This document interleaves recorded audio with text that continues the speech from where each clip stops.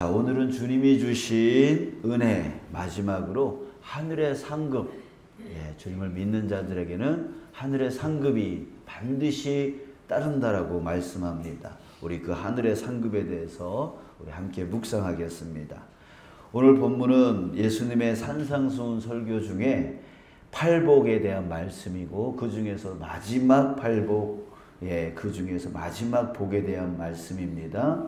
자, 예수님이 이렇게 말씀하십니다. 의를 위하여 박해를 받는 자는 복이 있다. 의를 위하여 박해를 받는 자는 복이 있다. 자, 이 말씀에 두 가지 의문을 우리가 가질 수가 있습니다. 첫 번째는 뭐냐면, 아니, 의를 위하는데, 옳은 일을 위하는데 왜 박해를 받는가입니다. 자, 두 번째는, 그런데 왜 의를 위하여 박해를 받는 자는 복을 받는가, 복을 주시는가, 인 거죠. 자, 여기서 말하는 의는 뭘까요?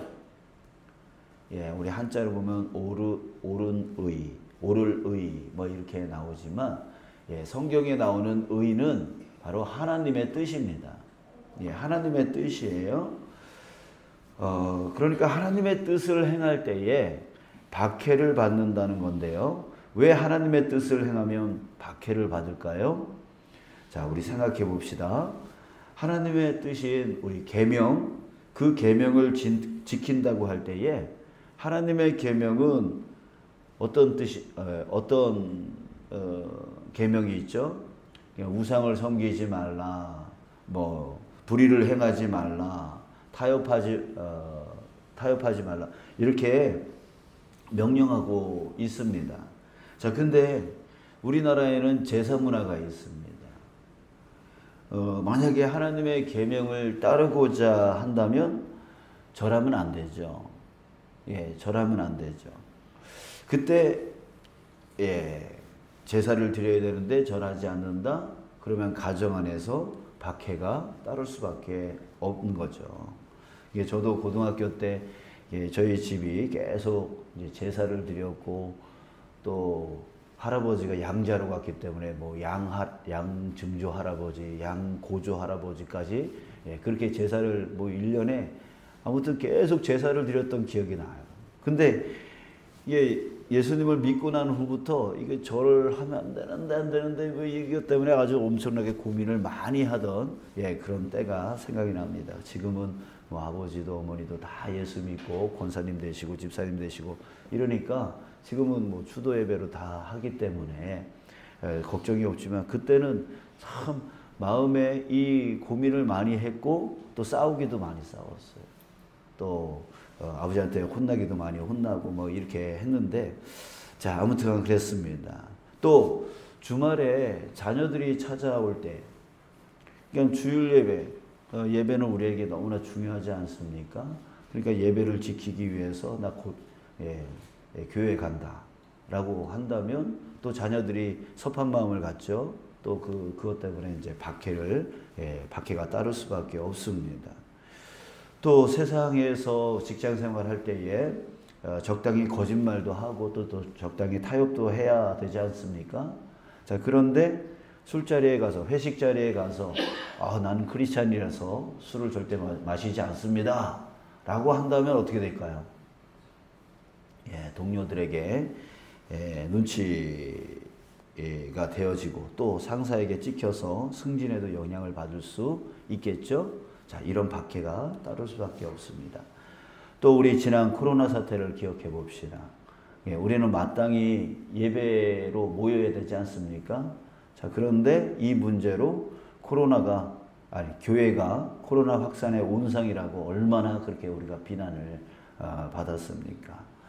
자, 이렇게 세상에서 하나님의 뜻을 따라서 산다라고 하는 것은 박해가 따를 수밖에 없는 거죠. 그러니까 하나님의 뜻과 이 세상의 뜻이 서로 맞지 않는 경우들이 많이 있어요. 그렇기 때문에 박해가 따를 수밖에 없는 것이에요. 자, 그런데요. 그러면 두 번째 의문. 왜 의를 위하여, 하나님의 뜻을 위하여 박해를 받는 자에게 복이 있는 겁니까? 뭐 당연하죠. 하나님의 뜻, 이 세상에서 하나님의 뜻을 거부하는 세상에서 하나님의 뜻을 따라 산다라고 할 때 하나님이 가만히 계시겠어요? 그러니까 당연히 하나님께서 복을 주시는 거죠. 우리가 만약에 하나님의 이 박해는 오히려 증거가 되어지는 거예요. 내가 하나님의 뜻을 지금 따라 살아가려고 노력하고 있다라고 하는 것을 증거하는 것이죠. 그렇기 때문에 하나님께서 복 주시는 겁니다. 자, 여러분, 진정 그리스도 안에서 경건하게 살고자 하는 자는 박해받는 것이 너무도 당연한 일이에요. 사도 바울도 자기 영적 아들 디모데에게 박해의 당연성에 대해서 이렇게 말했습니다. 무릇 그리스도 예수 안에서 경건하게 살고자 하는 자는 박해를 받으리라. 그리스도 안에서 경건하게 살고자 하는 자, 주님의 뜻대로 살고자 하는 자들은 박해를 받느니라. 그 디모데에게 그렇게 가르쳐 줬어요. 그러니까 박해를 너무 어려운 것으로만 생각하지 말아라. 예. 그러니까 사도 바울은 어떻게 살아왔다는 거예요. 수많은 그 고난 속에 고난을 받으면서 살아왔는데, 박해를 받으면서 살아왔는데, 예, 그것을 이 사도 바울은 당연한 것으로 내가 주님의 뜻을 지금 따라가고 있는 증거로 삼으면서 살았다라고 하는 것을 우리가 알 수 있겠죠. 자, 여러분, 우리도 그리스도인으로서 박해받는 것을 당연한 것으로 여기며 살아야 됩니다. 오히려 박해가 없는 것을 이상히 여겨야 돼요. 왜 박해가 없을까요? 예, 그 뜻은 그리스도인다운 삶을 살지 않고 있다는 거예요. 그냥 적당히 세상과 타협하며 지금 살고 있다라고 하는 거죠. 그래서 세상 사람들과 구별이 되지 않고 있다. 구별되지 않는 그런 삶을 지금 살고 있다라고 하는 증거입니다. 지금 나한테 박해가 없다면, 내가 지금 편안하게 살고 있다면요.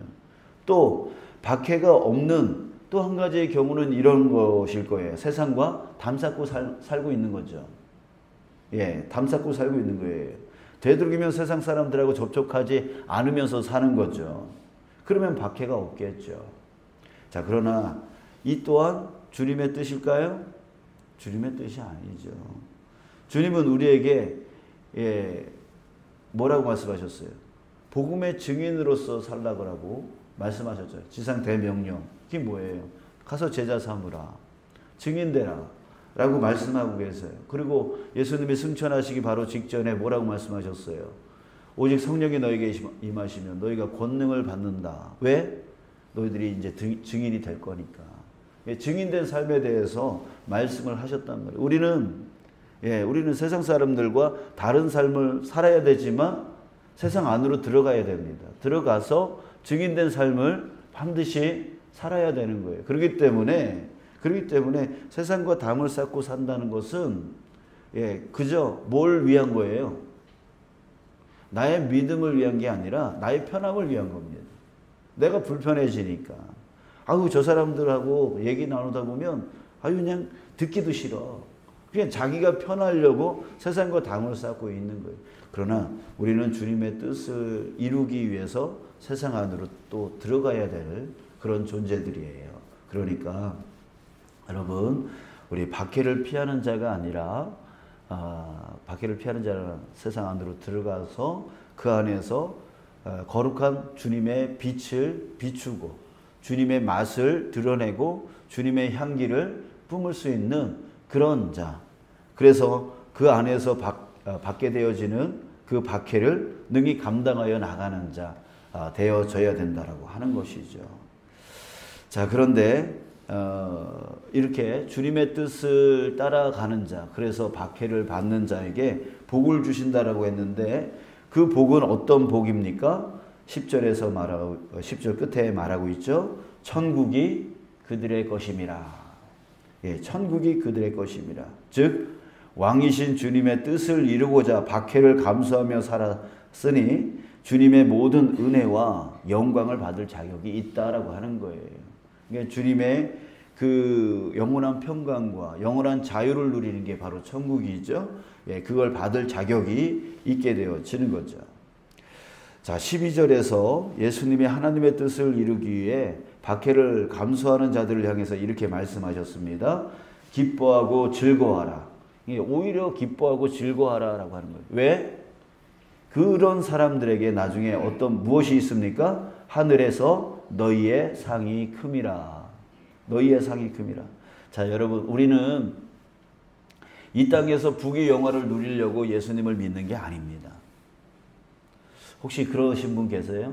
예수님 믿으면 부자가 된대, 좋아진대. 뭐 이것 때문에 예수님 믿으시는 분, 이 새벽 기도에 잠 안 주무시고 이 자리에 나오셨나요? 그게 아니죠. 우리는 세상에서의, 이 땅에서의 부귀 영화를 위해서 예수님을 믿는 자들이 아닙니다. 무엇을 위해서 예수님을 믿으십니까? 바로 나중에 받게 되어질 하늘의 상급. 하늘의 상급을 위해서 지금 예수님을 믿고 있고 예수님을 따라가는 것이에요. 히브리서 저자는 예수님에 대해서 이렇게 말했습니다.